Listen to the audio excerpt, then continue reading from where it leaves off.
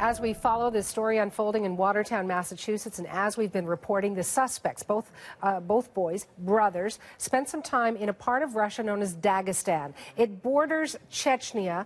Both regions have been shaken by violence and long, bitter disputes with the Russian government. Anne MacMillan is standing by in London with more history of that. Just remind me of some of the violence that has come out of that region, Anne.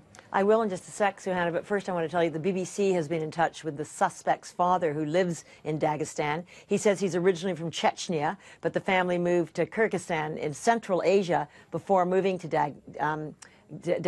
And the BBC also contacted a primary school in Dagestan and was told the two Boston suspects attended it from 1999 to 2001, but left for the U.S. with their parents in around 2002. The father has since moved back. The reports, as I mentioned, they originally came from Chechnya. Dagestan itself is it's a very violent place and a very troubled part of the world. The North Caucasus, which used to be part of the Soviet Union and are now Russian republics. Dagestan translates as land of the mountains. Its population is 3 million. It's the most ethnically diverse of the republics, with 30 different languages spoken. 83% of the population is Muslim, mainly Sunni.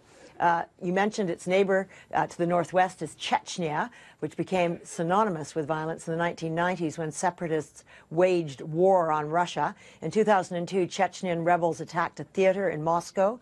120 people died when Russian special forces launched a botched rescue operation there.